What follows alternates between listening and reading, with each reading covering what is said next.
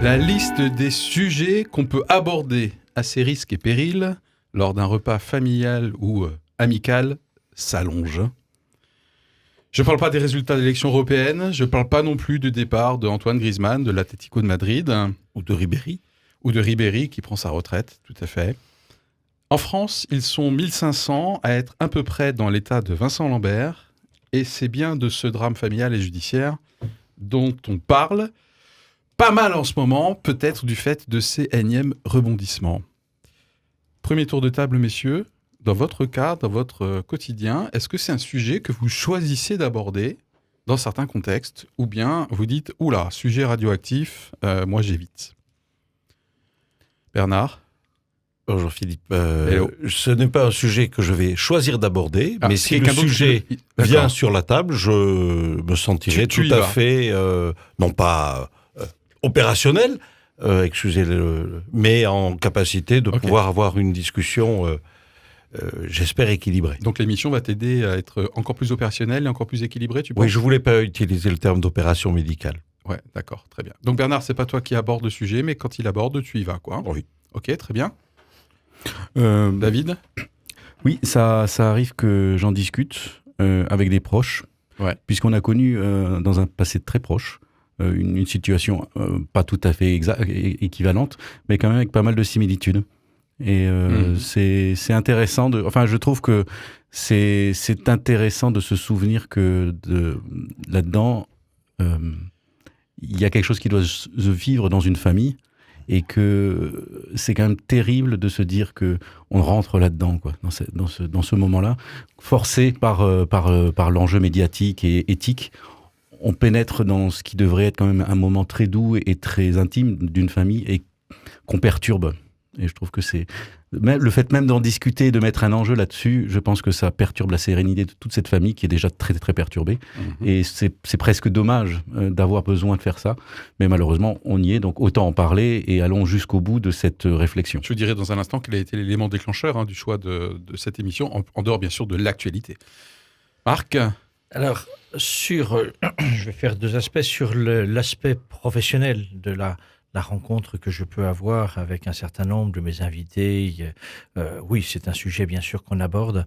Sur un plan plus familial, plus personnel, c'est aussi un sujet qu'on aborde. Pourquoi? Parce qu'il me semble que derrière ce sujet-là, il y a trois aspects. L'aspect familial. Comment on peut se confronter, s'affronter de cette manière-là. Un aspect juridique. Comment la loi, la justice de notre pays arrive peu à peu ou n'arrive pas à poser des bornes sur une question comme celle-là. Et puis l'aspect, j'allais dire, médical, jusqu'où on doit aller en conscience. Voilà. Et donc je crois qu'il y a de la matière à discussion, à dialogue, j'espère serein dans les familles. Ok, pour ma part, je l'ai encore abordé il y a quelques jours en famille, avec nos deux gars.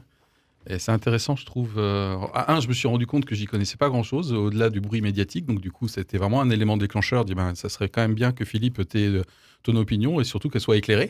Ça tombe bien, on est au bon endroit.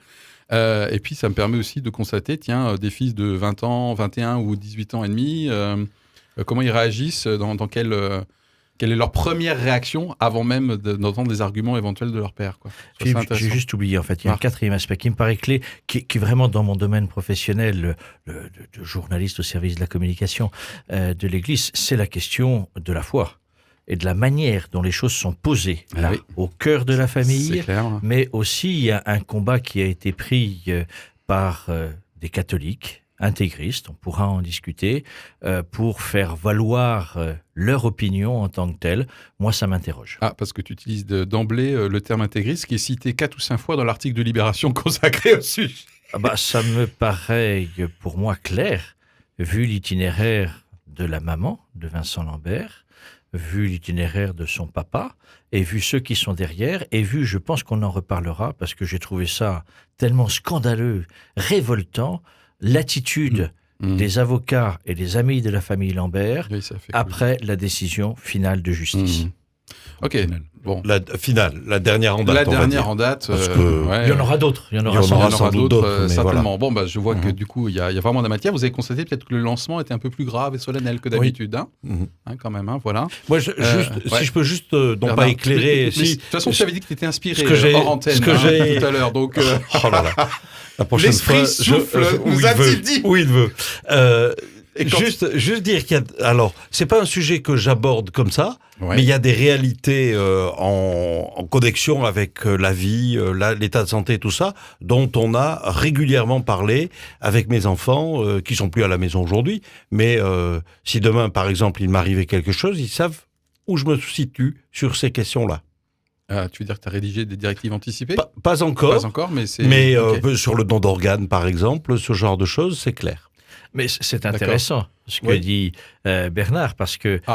il émet un avis oral à sa famille, à ses enfants, et il n'y a rien d'écrit. Et c'est le cœur de l'affaire Vincent Lambert, entre autres. Voilà. C'est qu'est-ce qui est dit oralement et quel respect on en a, et qu'est-ce qui est formalisé. Or, aujourd'hui, visiblement, il y a nécessité de formaliser pour faire valoir. Ces fameuses directives anticipées. Yes. Donc, c'est une des questions qu'on va aborder aujourd'hui. Alors, je rappelle que l'objectif de l'émission Éclairage, c'est d'être éclairé, en tout cas plus éclairé après qu'avant. Et pour ça, du coup, notre objectif, c'est pas forcément d'encourager toute notre audience à aborder d'elle-même ce sujet. Mais si jamais c'est le cas, pitié, faisons-le, et je m'inclus là-dedans, de manière éclairée, quelles que soient après les opinions qu'on puisse défendre. Donc, du coup, reposons quelques faits. En tout cas, moi, j'ai beaucoup appris... parce que je rappelle que pour la première cible, c'est moi, lors de ces émissions. En tout cas, je m'intègre vraiment dans l'audience. Quelques faits, contexte, l'historique. Je trouvais intéressant de se replonger dans l'historique. Et bien sûr, les différents acteurs. Donc, c'est dans un instant, c'est tout de suite par ça qu'on va commencer. Éclairage, éclairage, éclairage. Sur une tendance de société, sur une actualité, un débat pluriel et surtout, de bonne foi.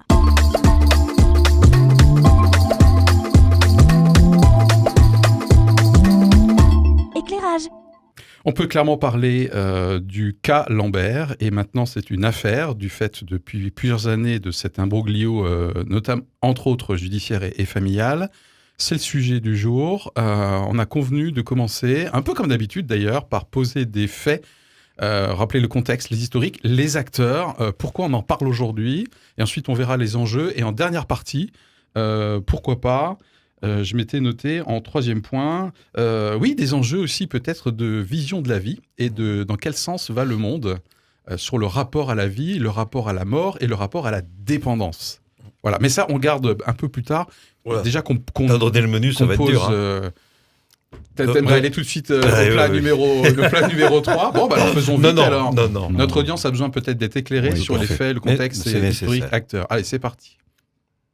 Oula. Alors, rappelle-nous les choses numéro 1 que tu veux qu'on aborde.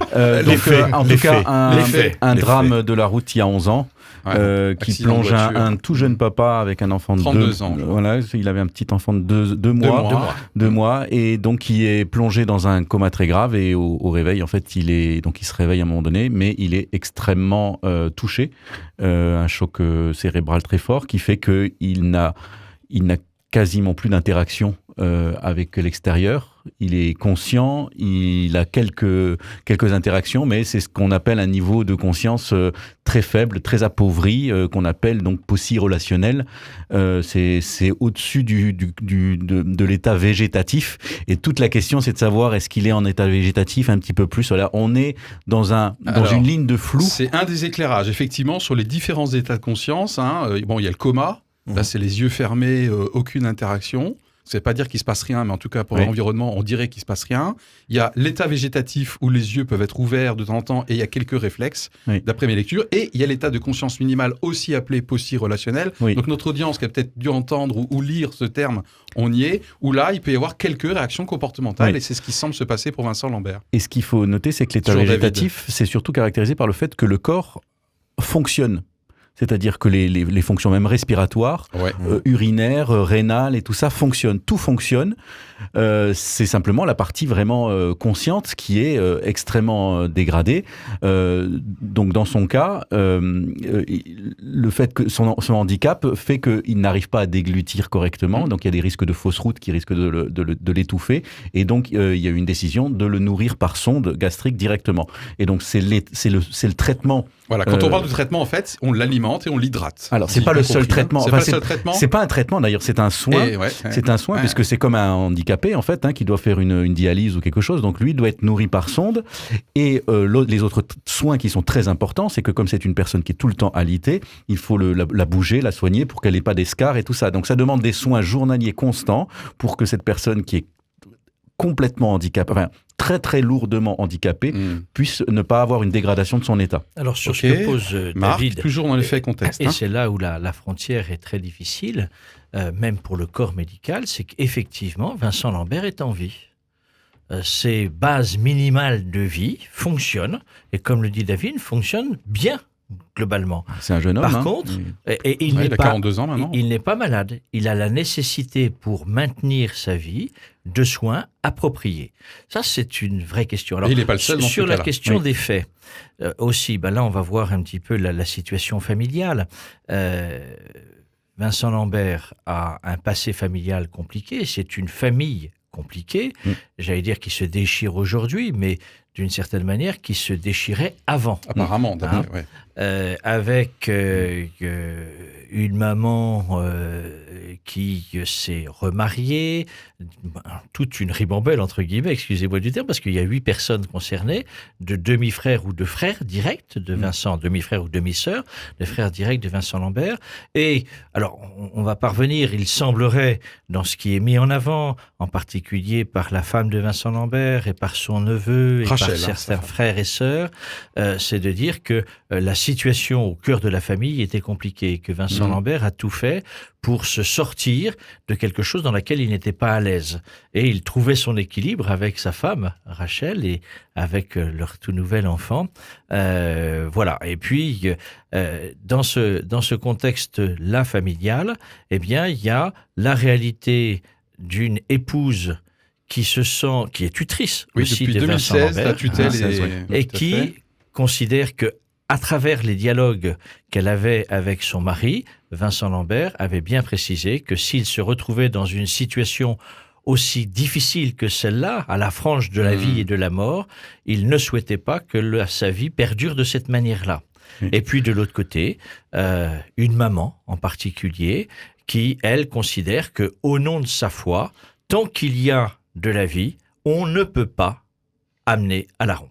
Ok, toujours dans le contexte, on est aussi dans un cadre juridique, puisqu'il y a eu la loi Leonetti, entre guillemets, 1, et je crois que là, il y a la loi Leonetti 2, autrement appelée, vous me corrigez, Claes-Leonetti. Oui, puisque c'est le deuxième député qui est... Voilà, tout à fait. Donc, et c'est dans cette loi qu'il y a la mention de ce qu'on appelle les directives anticipées. Et l'obstination déraisonnable. Je crois que ça a remplacé le terme d'acharnement thérapeutique, qui est un terme qui était peut-être assez courant, comme moi je l'utilisais, même des fois de manière un peu imagée.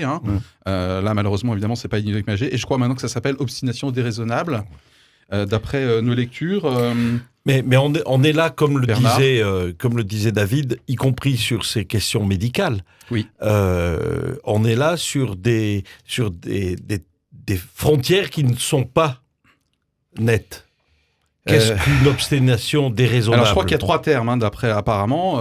Les soins, il faut qu'à un moment donné, ils soient inutiles, disproportionnés, et avec un seul effet, qui est le maintien artificiel de la vie. Oui. Quelqu'un qui ne s'alimente pas, je pense que fait-il ? Parce que c'est pas ça, c'est pas le fait qu'il soit alimenté ou pas alimenté, c'est une personne en état de dépendance. Dans un EHPAD, si on met de la nourriture dans un frigo, les personnes mourront de faim quand même parce qu'elles ne seront pas capables de se faire la cuisine. Donc de toute façon, elles sont en dépendance. Je veux dire, qui n'est pas en dépendance de toute une société organisée pour arriver à survivre mais c'est pas ça, c'est que ce sont des personnes. C'est pas l'état actuel. L'état actuel, il est stabilisé. Il est extrêmement pauvre en relation, donc on peut se poser le sens de le continuer. Et je pense que là, on est vraiment dans cette limite entre l'arrêt de soins intensifs qui sont de la fin de vie, qui sont liés à la fin de vie, et le fait d'avoir le droit de terminer sa vie, donc le droit à l'euthanasie pour une personne qui avait dit à l'avance, je ne veux pas être dans cet état, si ça m'arrive, et qu'il l'est, et qu'on ne veut pas. Et parce que la loi ne l'autorise pas vraiment, en fait. Et là, on est tout en France. Oui, et on est dans un flou qui est très difficile. Et ce que je veux dire, c'est que, qui est très important, c'est que ces décisions-là appartiennent au corps médical, mais que dans la loi, c'est déjà dit que ça se fait en concertation avec la famille. Oui. On ne prend pas, les médecins, il y en a peut-être, mais la plupart des médecins, j'en ai connu de près, ce ne sont pas des gens qui sont là en disant on va libérer un lit et tout ça. Ce sont des personnes qui ne veulent pas faire ces choses-là sans la famille, mais qui savent que c'est à eux de le décider quand même.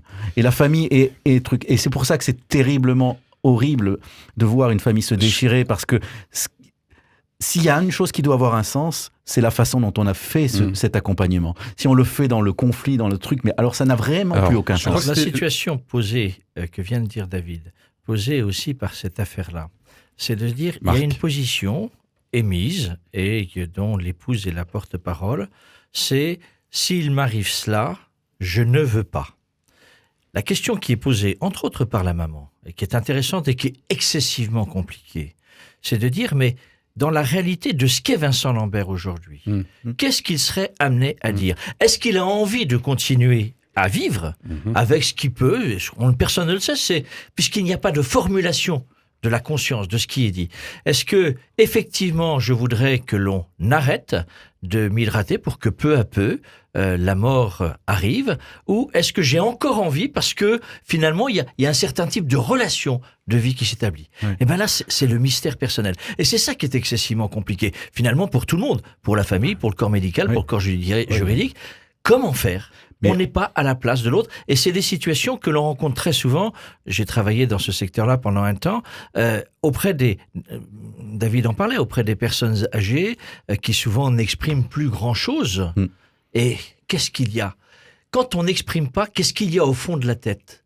Et comment peut-on mesurer la décision qui est à prendre ? Ça, c'est vraiment quelque chose de difficile. En plus, on peut aujourd'hui, en pleine capacité de ses moyens, réfléchir de façon un peu abstraite sur qu'est-ce qu'on voudrait pour nous à la fin ou pas. Alors déjà, c'est très abstrait parce qu'on a du mal à s'imaginer ça, et on a du mal à s'imaginer qu'on puisse encore avoir une vie en étant très diminué, même sans être dans l'état de Vincent Lambert, mais on peut être dans un état handicapé et tout ça. On dirait, je voudrais pas si j'étais tétraplégique. Bon, voilà, il y a des tétraplégiques. A priori, je pense qu'il n'y a pas beaucoup de gens qui diraient que j'aurais envie de vivre tétraplégique, si. Non, mais c'est pas de vivre tétraplégique. C'est si j'étais tétraplégique, est-ce que je voudrais continuer à vivre ? A priori, tout le monde dirait non.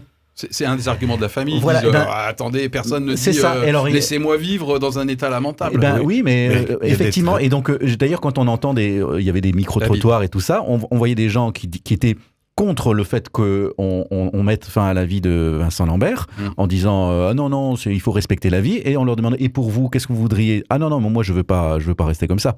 C'est-à-dire qu'il y a une sorte de contradiction, parce que là, on est face au mur ultime, à la souffrance, à l'image que l'on donne à ses enfants de soi, qui est une question très importante quand on est dans un état-là. Et en même temps, il y a cet élan de vie, cet élan vital, qui fait que quand on est dans une situation comme ça, si on n'a plus les moyens de le dire, mais même quand on a les moyens de le dire, ça j'ai connu ça aussi, même quand on a les moyens de le dire, il y a quelque chose en nous qui ne le dit pas. Ça demande, je pense, un recul sur soi-même, une distance par rapport à la vie et la mort qu'il est difficile d'avoir dans ces moments-là. Et dans ces moments-là, il y a un instinct de vie qui dit « je me bats, je me bats, je me bats, je me bats ». Et c'est difficile d'aller contre cet instinct de vie, sachant que la personne précédemment, dans un état de bonne santé, a dit « non, moi je ne veux pas être dans cet état ». C'est pas forcément la même personne, et en même temps, c'est la même personne. Bernard ? Oui, mais j'évoquais tout à l'heure le don d'organes, c'est pareil. Oui, tu n'as pas dit quel organe, mais... Ah, mais moi, j'allais dire, je fais... non, pardon.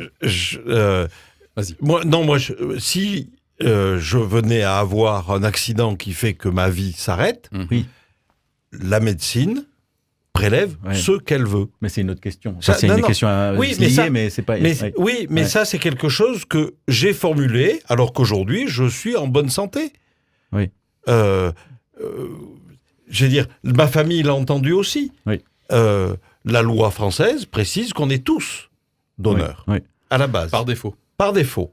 Donc ça veut dire que qu'on le souhaite, qu'on l'ait exprimé ou pas, on l'est.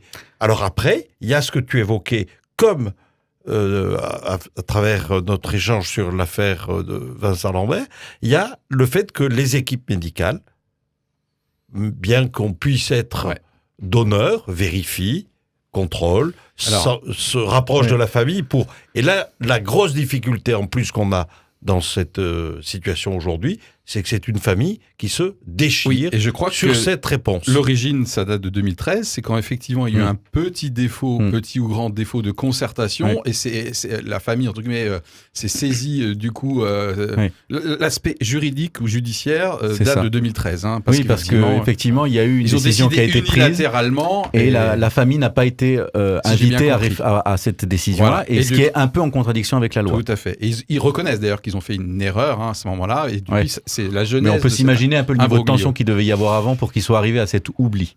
J'imagine. Juste par rapport à ce qu'évoquait David, moi ça m'interroge toujours énormément. Et alors là, ça dépasse bien évidemment les cas exceptionnels de Vincent Lambert. Je fais juste une aparté. Je pense souvent à Jean-Pierre Adams. Je ne sais pas si vous vous souvenez de lui. Un footballeur, la perle noire de la défense française. Jean-Pierre Adams, Marius Trésor. Marius Trésor. Oui. Mais Jean-Pierre Adams était à ses côtés, c'était la paire, la charnière centrale. Et Jean-Pierre Adams, depuis 40 ans, est dans le coma. Depuis 40 ans, il a eu un grave accident de voiture et depuis 40 ans, il est dans une situation comme Vincent Lambert. Et aujourd'hui, il est encore en vie, avec ses soins. Voilà, c'était juste une aparté, mais c'est toujours quelque chose qui me frappe beaucoup.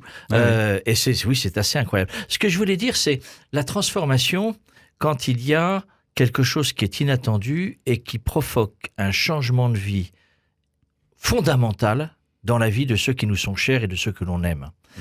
Derrière, c'est comment une épouse, un enfant, un entourage qui aime, va radicalement modifier sa vie au regard de ce que vit celui qui est aimé.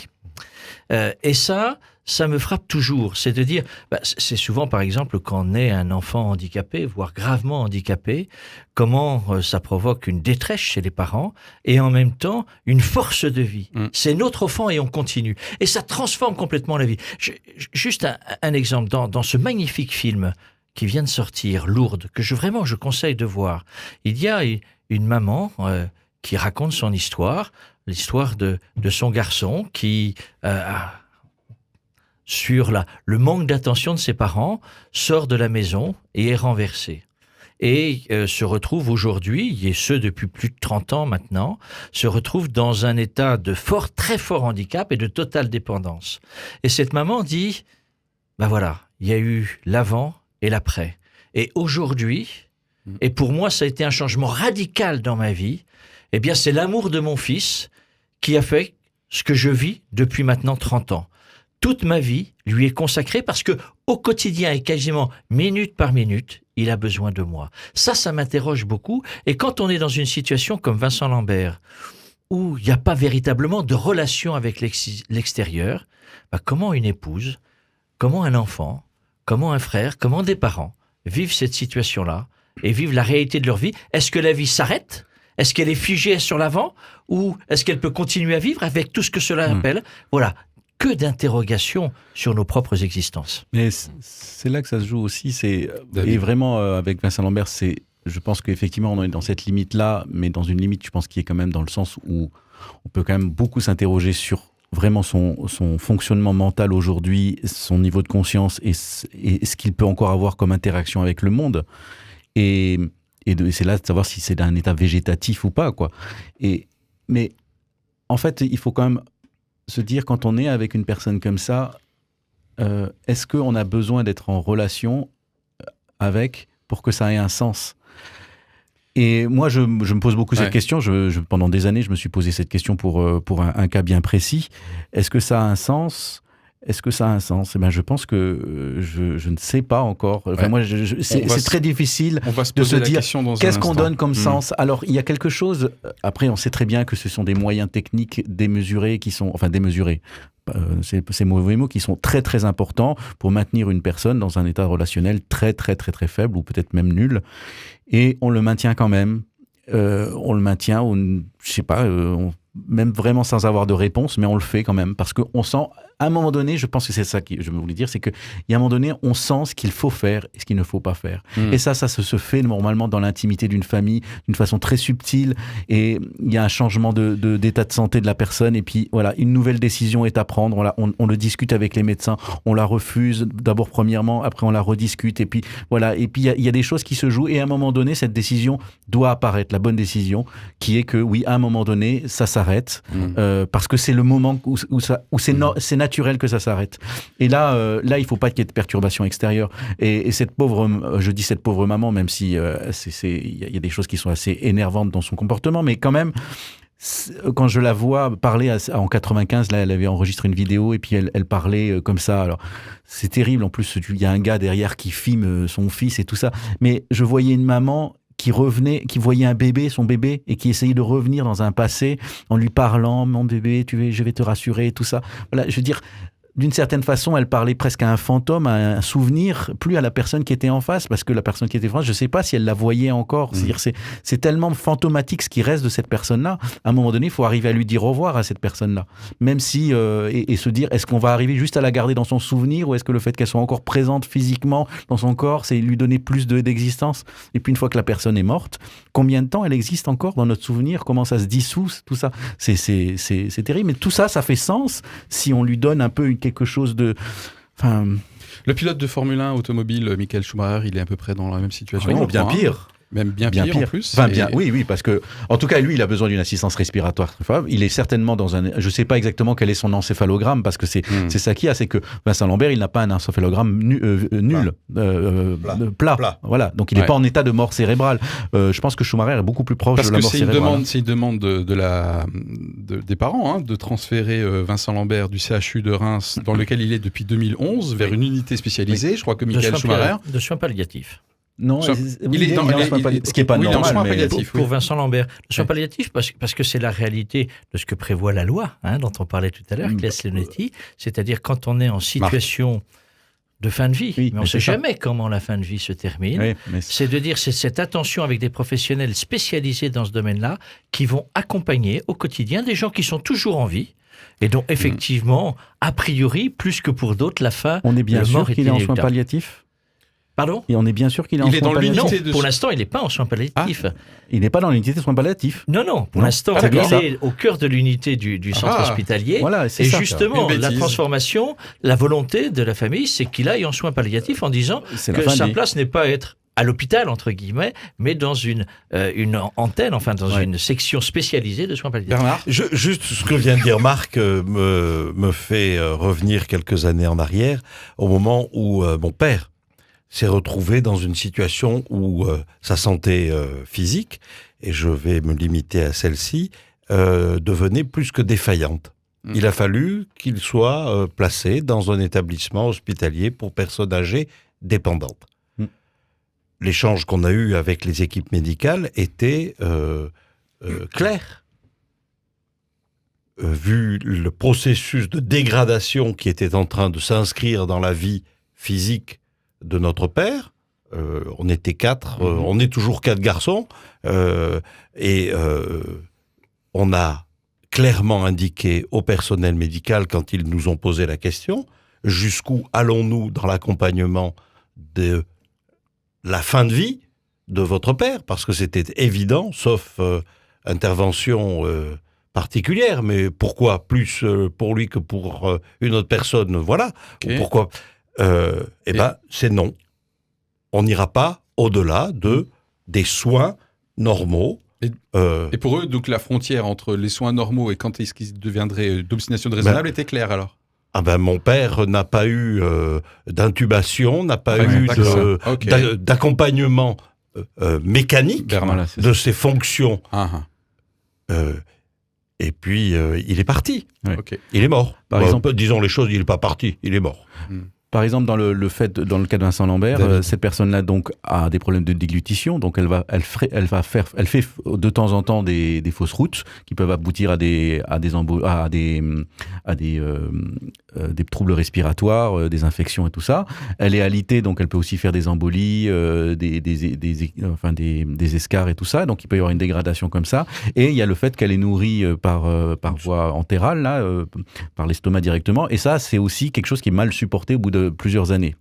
Et donc forcément, à un moment donné, il va y avoir quelque chose qui va se dégrader là-dessus. Et il faut savoir, donc à ce moment-là, on va devoir sortir une technique d'assistance beaucoup plus lourde. Et c'est là qu'on se pose la question en disant, de toute façon, si on sort une artillerie plus lourde, l'état ne va pas s'améliorer, il va continuer à se dégrader. On va juste décaler. Et c'est là que généralement les médecins nous disent, bon, voilà, ça, nous, on pense que ça ne vaut pas le coup de le faire parce que ça va lui créer encore un inconfort plus fort, peut-être de la souffrance. Et d'ailleurs, c'est encore terrible parce que pour une personne comme Vincent Lambert, il ne peut même pas exprimer s'il souffre. On ne le sait pas.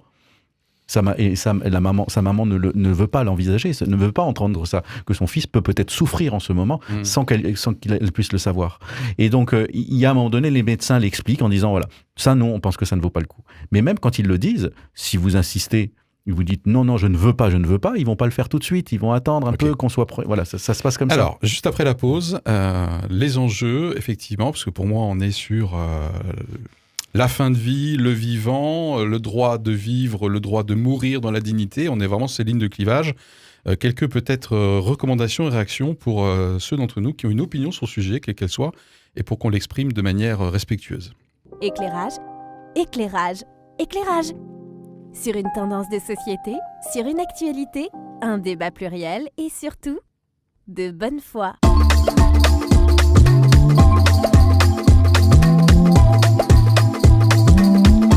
Éclairage. Bienvenue à vous si vous nous rejoignez dans cette émission Éclairage consacrée donc à Vincent Lambert et les enjeux et les questions que ce drame familial et judiciaire pose et nous pose, et de toute façon on ne peut pas y échapper. Même si effectivement, du coup, c'est quelque chose qui devrait être idéalement vécu dans l'intimité. On a vu ça en première partie. Mais de fait, toute notre audience et nous-mêmes, nous suivons les rebondissements. En première partie d'émission, on a posé les faits, le contexte, l'historique, les acteurs aussi. Et pour cette dernière partie d'émission, quels sont les enjeux ? Qu'est-ce qu'il y a comme enjeu tellement fort que chacun peut être amené dans ses opinions, et bien sûr les acteurs de ce drame, à les défendre, même de manière des fois un peu waouh, violente. Un peu violente, voilà. Donc du coup, est-ce que vous partagez mon opinion, comme quoi il y a une grande ligne de clivage sur le droit à la vie du genre la vie c'est sacré, quelle que soit sa qualité à ce moment-là, j'y viendrai parce que ça m'a fait peur quand même, une forme de vie acceptable, j'ai entendu sur une prise de position, ça fait très peur. Et de l'autre côté, c'est le droit à mourir dans la dignité, soit du fait que moi-même j'ai exprimé plus ou moins de manière formulée mes directives, ou bien que l'entourage et les médecins disent qu'à un moment donné, voilà, au bout du bout, on n'y arrive plus, quoi. Hein. Vous partagez, c'est comme quoi il y a une grosse ligne de clivage, droit à la vie, droit à mourir dans la dignité. Marc ? Je crois qu'à travers tout ce que l'on a dit jusqu'à maintenant, on voit bien que cette ligne de clivage qui existe, bien évidemment, elle est en même temps excessivement compliquée à résoudre en tant que telle. Parce que, et les médecins nous le disent souvent de manière très très forte, c'est dire où commence, j'allais dire, et où s'arrête la vie. Où commence la vie, c'est aussi une des réalités. Non, c'est aussi une des réalités avec la question de l'avortement, etc. À partir de quand on estime que... Donc, quand est-ce qu'il y a vie ? Est-ce que c'est au bout de 6 semaines, etc. Donc, et où elle s'arrête ? C'est quoi la vie derrière ? Alors, je crois que derrière, quelque chose qui, pour moi, me paraît fondamental, c'est de dire... Et je crois que la loi, Leonetti le dit assez bien, quand il y a acharnement, c'est-à-dire coûte que coûte à faire que la vie perdure alors que, objectivement, il n'y a aucune raison et aucune possibilité qu'elle perdure, ça me pose question. Mais en même temps, si on allait trop vite, la vie, c'est aussi la réalité de nos faiblesses, et parfois de nos faiblesses extrêmes. Et que la faiblesse, tu disais, intimité de la famille par rapport à une question comme celle que pose Vincent Lambert. Mais l'intimité, elle est vite complètement balayée, parce que justement, face à la faiblesse, il y a besoin de plein de gens autour pour que la vie continue. La vie continue pour l'individu, la vie continue pour les autres. Le corps médical, les amis, les aspects sociaux, etc. Donc voilà, je me dis, oui, il faut respecter la vie dans sa faiblesse. Et la faiblesse, elle nous invite à dire, j'ai besoin de l'autre pour continuer à vivre. Ça aussi, c'est une geste de gratuité, d'attention fondamentale sur lequel repose aussi l'amour. Voilà. Difficile de répondre pour moi à cette question, si ce n'est peut-être, si j'en ai la possibilité dans ma réalité, mais derrière, c'est de se dire, si j'étais dans un état lamentable, est-ce que je demanderais à ce que ça s'arrête ? Et se demander à ce que ça s'arrête, est-ce que c'est une forme de suicide, qu'est l'euthanasie, ou autre chose ? Je ne suis, je l'avoue, pas clair par rapport aux réponses, parce que j'ai le sentiment que ce que je crois aujourd'hui pourrait totalement être différent au moment où je serai amené à pouvoir le vivre. Ok. Et Bernard, je vais dire, c'est effectivement les réalités intellectuelles, j'ai envie de dire. Tant que ça ne nous touche pas. Ça arrive aux autres. Et puis, on jette des prises de position face à des grandes questions. Non, moi, de toute façon, j'ai connu quelqu'un, j'ai aussi connu quelqu'un qui annonçait que, de toute façon, au regard de ses convictions personnelles, religieuses, il était chrétien, il était hors de question que sa fille puisse subir un avortement. Cette personne s'est retrouvée dans une situation, après des violences dont sa fille avait été victime, face à cette question réelle. Et là, mais lui, il a dit « je ne sais plus ». Je ne sais plus. Ouais. Donc c'est la difficulté de l'incarnation de la souffrance dans notre vie à nous. Il faut savoir que Bernard connaît toujours quelqu'un. Bon, ça, c'est la petite parenthèse. Mais il n'y a pas que moi. Regarde, David aussi. Oui, non, mais alors, je pense que ça peut être un premier réflexe pour notre audience, c'est qu'à un moment donné, il y a aussi cette humilité vis-à-vis de soi, vis-à-vis de ce qu'on ne connaît pas pour l'instant parce qu'on ne l'a pas vécu, quitte après, est-ce que j'ai le droit de défendre peut-être une opinion, mais peut-être ça va me rendre un petit peu humble dans la manière dont je peux peut-être risquer de me lancer dans des invectives. Ouais, mais vous ceci et vous cela, parce que c'est un peu ce qui se passe quand même. C'est pour ça qu'on a entamé en disant que c'était un sujet potentiellement sensible et qu'on abordait à ses risques et périls lors d'un repas familial ou amical, quoi. Bernard ? Juste, dans cette réalité-là, moi je mets aussi la dimension de la projection de notre spiritualité dans la vie des autres. On a des convictions et on les projette systématiquement parce que la personne fait partie de la famille, par exemple, sur... voilà. Oui, parce que là, le côté catholique ultra-intégriste est vachement mis en avant dans la presse, notamment la presse un peu de gauche. Donc c'est vachement mis en avant. Hein. Pas que de gauche. Ah bah, je vais laisser David. Libération, je suis désolé. C'est comme leur reportage sur les évangéliques. On sent bien le parti pris, excusez-moi. Il y a le mot intégriste 5 fois dans les mythos de Laurent Geoffrin. Il y a des comportements David, mais je voudrais revenir sur cette question-là. Ça s'anime un peu. J'ai vraiment envie de revenir sur cette question-là, mais David. Oui, je te remercie. Oui, alors sur la question de la vie, je suis un peu ennuyé que l'on brandisse ce terme-là avec un V majuscule en disant voilà le début, la fin de la vie et tout ça. Je ne sais pas, moi je trouve que la vie n'a pas de début et de fin. On pourrait dire, moi je suis prêt à considérer que la vie d'une personne commence dans la jonction d'un ovule et d'un spermatozoïde, peut-être même avant en fait, parce que c'est, je veux dire, on est le maillon d'une grande chaîne de vie. La vie, c'est la vie qui donne la vie. Et tout ça se suit. C'est-à-dire que... bien, David. Mais oui, très bien. Très bien. Ok, d'accord. Donc, en fait, c'est pas la question de la vie. Je suis un peu perdu, là. Effectivement, Vincent Lambert... C'est pas la date de naissance. Vincent Lambert est un organisme vivant encore, qui respire, qui souffle, ses cellules fonctionnent, se reproduisent et tout ça. C'est encore un être vivant, il est encore en vie. Marc l'a rappelé tout à l'heure. Donc, c'est pas la question de la vie, c'est la question de la personne. C'est-à-dire comment cette personne, dans son unité, dans son identité, perdure, existe, interagit, est encore au monde.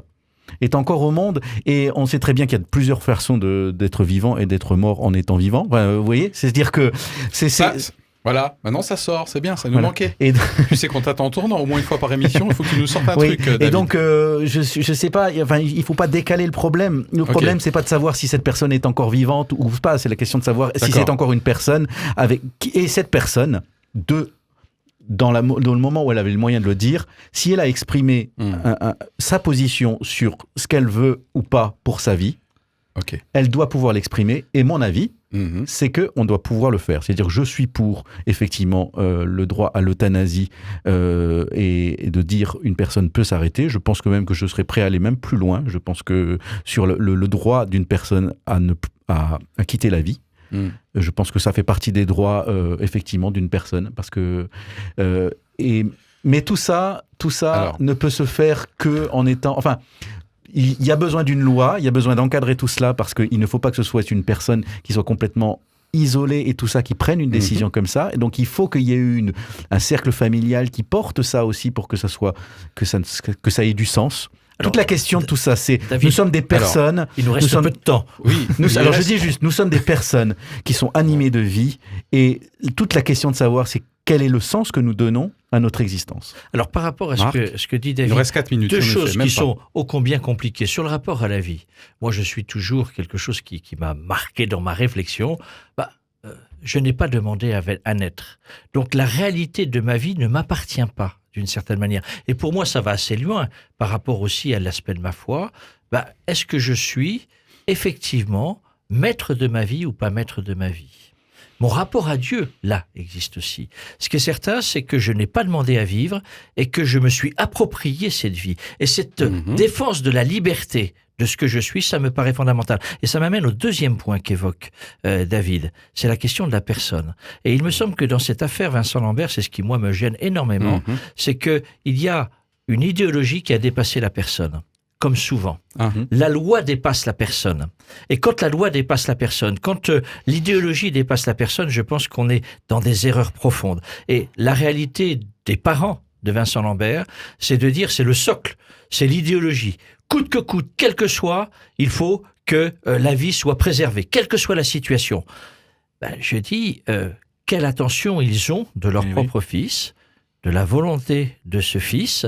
Et pour moi, ça s'est traduit dans quelque chose, et je m'arrêterai là, que j'ai trouvé véritablement scandaleux, révoltant. C'est cette attitude dont je parlais au tout début, des avocats et de la famille qui se croyaient dans un match de foot. La remontada. On a gagné, etc. Mais on a gagné quoi ? On a gagné la force d'une idéologie portée par des associations comme Civitas, comme Présent, comme la Fraternité Saint-Pédis. Moi, je suis désolé. Ça, ils ont le droit de le vivre, mais à un moment donné, moi, ça me met en colère.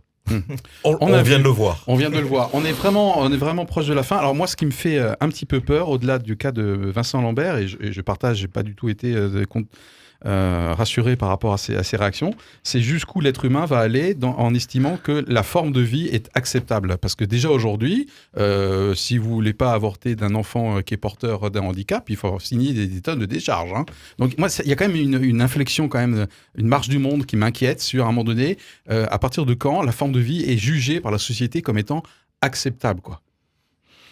Peut-être que tu as raison de t'inquiéter. Je ne sais pas. Moi, pour l'avortement, c'est déjà le cas. En tout cas, ce que je pense, c'est que ce cas emblématique et douloureux oblige à réfléchir, va peut-être provoquer une nouvelle loi qui sera pas forcément à la satisfaction des personnes là qui dansaient à la sortie du tribunal, parce que le fait de réfléchir à ça, ça ne veut pas dire qu'on va interdire la fin de vie, ça veut dire qu'on va préciser les conditions. Effectivement, en Belgique. Peut-être qu'une personne, exactement, je pense que ça va amener vers le droit à l'euthanasie en fait. Et ce qui devait arriver est arrivé. On était dans un cas limite. Le droit existe, on l'a vu avec tous les revirements. Et bien à un moment donné, ça va se préciser. Moi, je pense qu'on va dans la précision. Je suis pas très inquiet. Je suis pas très inquiet, mais on ne sait jamais. Ok. Bon, le mot de la fin. La réalité, juste en écho à ce que disait Marc par rapport au fait qu'il n'avait pas demandé à venir à la vie, mais qu'il se l'était accaparé. On peut, dans certaines mesures aussi, se poser la question. J'ouvre la boîte de Pandore, là, exprès. C'est la fin, je le sais. Est-ce que j'ai le droit de mettre un terme, moi, à ma vie ? Tu parles de l'euthanasie. on pourrait parler du suicide. Oui. Bernard est dans des ouvertures qui nous ouvrent à poursuivre le débat et le dialogue. Moi, je me dis, à travers toute l'idéologie portée aujourd'hui par les transhumanistes, c'est aussi ce rapport-là. C'est-à-dire de dire... La mort ne doit pas exister demain. La vie coûte que coûte, quelle que soit la qualité de vie, même si notre vie doit, entre guillemets, être numérisée ou informatisée. Pour moi, cette perspective-là est un véritable drame. Bien sûr, derrière, c'est une négation de Dieu. C'est-à-dire que derrière, la mort serait un scandale. Ben non, la mort, ce n'est pas un scandale. La mort, c'est la réalité de notre vie. En tout cas, depuis la chute. Et je voulais juste dire que... dans l'expérience récente que j'ai connue, je pense que le corps médical s'est très très bien comporté et a fait l'accompagnement qu'il fallait sur ces questions d'arrêt d'alimentation et tout ça. Donc aujourd'hui, on peut saluer quand même le difficile métier de ces médecins qui accompagnent. Ok, bah écoutez, j'espère que notre audience du coup va s'inspirer de la teneur de nos échanges sur le fond, sur la forme. Comme quoi on peut débattre d'un sujet aussi sensible que celui-ci et pour autant se quitter... en bons termes, voilà. En tout cas, des sujets des futures émissions, à mon avis, sur la table, clairement. Merci de nous avoir suivis. À très bientôt. À bientôt. Au revoir. À bientôt.